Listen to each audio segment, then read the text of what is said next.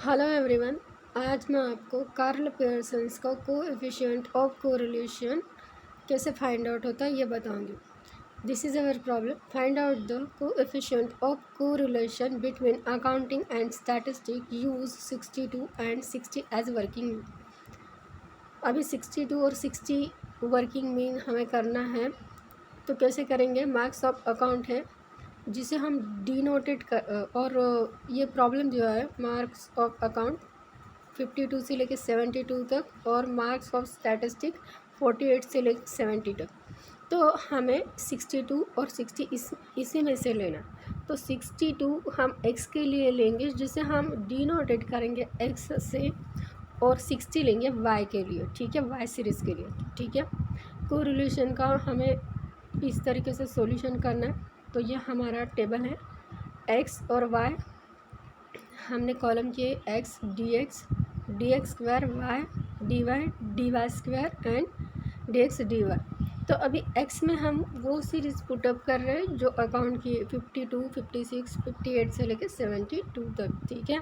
और y में हम 48, 50, 60, 58 वाली सीरीज़ यानी कि स्टैट वाली सीरीज़ हम y में पुटअप करें, यानी कि हमने मार्क्स ऑफ अकाउंट्स को x डिनोटेड किया है और मार्क्स ऑफ स्टैटिस्टिक को y डिनोटेड किया है, ठीक है। तो अभी हमें dx निकालना है। तो dx निकालने के लिए हम अपने मन से नहीं निकालेंगे, यहाँ पे दिया हुआ यूज़ 62 एंड 60। तो x के लिए जो अकाउंट की सीरीज़ है हमने x डिनोटेड की है, तो उसके लिए 62, वहाँ से हम डिफरेंस निकालेंगे और y का 60 से डिफरेंस निकालेंगे, ठीक है। यानी कि स्टैटिस्टिक की सीरीज़ का 60 से डिफरेंस निकालेंगे, ठीक है। तो मैंने जहाँ से डिफरेंस निकालना है उसे रेट कर दिया है और dx के सामने लिख भी दिया, ठीक है। तो वहाँ से जो छोटे यानी कि 62 माइनस 60, अभी 60 छोटे 2 से इसलिए उसके सामने माइनस है, 58 4 से छोटे इसलिए उसके सामने भी माइनस है, 56 6 से छोटे हैं उसके सामने भी माइनस है, 52 10 से छोटे हैं तो उसके सामने भी माइनस है, 64 बड़े हैं तो +2, जितना अंतर है दोनों के बीच उतना लिखेंगे। 66 4 से बड़े हैं तो 4, 68 6 से बड़े हैं तो 6, 78 से बड़े हैं 72 10 से बड़े, ठीक है। अभी dx स्क्वायर क्या करेंगे, -10 इंटू -10 यानी कि हो जाते हैं +100, 6 इंटू 6 यानी कि -6, हाँ 36, और फिर 16, फिर 4, क्योंकि माइनस इंटू माइनस प्लस ही आएंगे। अभी नीचे वाले भी वैसे ही करेंगे, 2 into 2 4, 4 into 4 16, 6 into 6 36, 8 into 8 64, 10 into 10 100। अभी y का सीरीज़ इसमें 60 दिया हुआ है हमें, तो हमने 60 लिया, ठीक है। 60 दो बार है, मैंने लिखा नहीं है लेकिन रेड कर दिया, ठीक है। तो 60 से डिफरेंस निकालने हैं। 50 10 से छोटे हैं तो -10, 48 -12 से छोटे हैं तो -12, 58 -2 से छोटे हैं तो -2, 56 4 से छोटे हैं तो -4, 62 बड़े तो +2, 52 -8 से छोटे हैं तो -8, 68 8 से बड़े हैं तो सिर्फ 8, और 17 10 से बड़े हैं तो 10, ठीक है।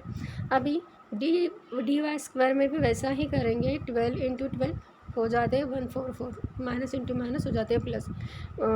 इसी तरीके से हमने पूरे का स्क्वायर कर लिया, यानी कि 10 into 10 2 into 2 4 into 4 2 into 2 8 into 8 8 into 8 and 10 into 10, ठीक है।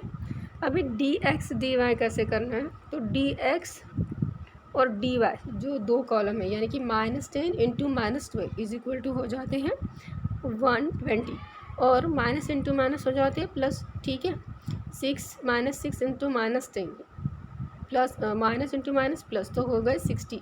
4 into 0 is equal to 0, 2 into 2 दोनों भी माइनस है इसलिए +4, 0 into 4 0, 2 into 2 is equal to 4, 4 into 0 is equal to 0, 6 into 8 is equal to -48, क्योंकि एक प्लस और एक माइनस है।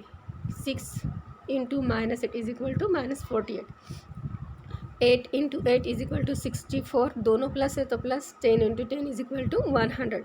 अभी dx dy का क्या करना है कि हमें पूरा सम करना है और उसमें से -48 जो है उसे माइनस करना है। तो मेरा कितना आया 304।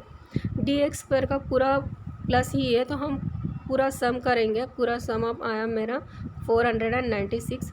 अभी डी वाई का कुछ माइनस है और कुछ प्लस है, तो हमारे माइनस की टोटल आती है -36 और प्लस की आती है 20। तो 36 में से माइनस प्लस 20 माइनस करेंगे तो हमारा आंसर आ जाएगा -16, क्योंकि 36 बड़े हैं। और n is equal to number of item, यानी कि 48, 1 2 3 4 5 6 7 8 9 10 आइटम है तो 10। और वैसे ही डी एक्स स्क्वायर का पूरा सम अप किया 376 आया, और डी एक्स का भी वैसे ही किया, कुछ माइनस कुछ प्लस है, तो माइनस की टोटल आई मेरी 22 और प्लस की आई 30। तो प्लस की टोटल ज़्यादा है तो मैंने प्लस में से -22 माइनस किए, मेरा आया 8 और n नंबर ऑफ आइटम। ठीक है, अभी फार्मूला ये है कार्ल पियर्सन का, R is equal to summation D X D Y into N minus in bracket summation D X into second bracket summation D Y upon first square root summation D X square into N minus in bracket summation D X bracket square second square root summation D Y square into N minus in bracket summation D Y bracket square. ठीक है, तो अभी यहाँ पे मैंने लिख दिया है जो भी है। Summation D X D Y था हमारा 304, एन था 10, डी एक्स था 8, डी वाई था समेशन -16, डी एक्स स्क्वायर था 376, डी वाई स्क्वायर था 496। तो यही वैल्यू यहाँ पे पुटअप करनी है। Summation D X D Y है 304 इंटू एन है 10 माइनस डी एक्स है 8 तो +8 इंटू डी वाई है -16, लिख दिया -16। फर्स्ट स्क्वायर रूट में क्या था, समेशन डी एक्स स्क्वायर था हमारा 376 into 10 N is equal to 10, और समेशन डी एक्स था 8 bracket square second square root में समेशन डी वाई स्क्वायर है 496 इंटू 10 माइनस, और समेशन डी वाई था -16 स्क्वायर ब्रैकेट का। ठीक है, 304 इंटू 10 हो गए 3040 -8 इंटू -16 आ जाते हैं -128 अपॉन फर्स्ट स्क्वायर रूट में आ जाते हैं 376 into 10 is equal to 3760 minus 8 into 8 हो जाते हैं 64। सेकेंड स्क्वायर रूट में 926 इंटू 10 हो जाते हैं 496 माइनस 16 इंटू 16 हो जाते हैं 256। ठीक है, अभी 3040 प्लस माइनस इंटू माइनस हो जाते हैं प्लस, तो 3040 प्लस 128। ठीक है, अभी फर्स्ट स्क्वायर रूट में देखिए अपॉन में फर्स्ट स्क्वायर रूट में 3760 माइनस 64 आ जाते हैं 3696, और सेकेंड स्क्वायर रूट में आ जाते हैं 4960 में से 256 माइनस करेंगे तो 4704। ठीक है, अभी 3040 को प्लस करेंगे 128 में तो आ जाता है 3168, और 3696 इंटू 4704 करेंगे तो आ जाते हैं स्क्वायर रूट में 1,73,85,984।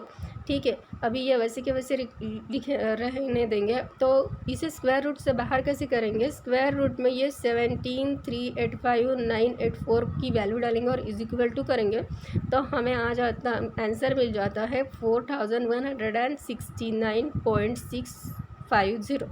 तो 3168 अपॉन 4169.650 तो करेंगे तो हमारा आंसर आया R इज इक्वल टू 0.76। तो हमें ये देखना था कि अकाउंटिंग और स्टैट में कौन सा रिलेशन है, तो वैसे मैंने लिख दिया यहाँ पे, thus there is perfect positive correlation between account and statistic, क्योंकि हमारा माइनस में नहीं आया प्लस में आया है तो हमारा पॉजिटिव कोरिलेशन है। Thanks for watch my video. आपको अच्छा लगे तो लाइक और सब्सक्राइब ज़रूर कर दीजिए। Thank you.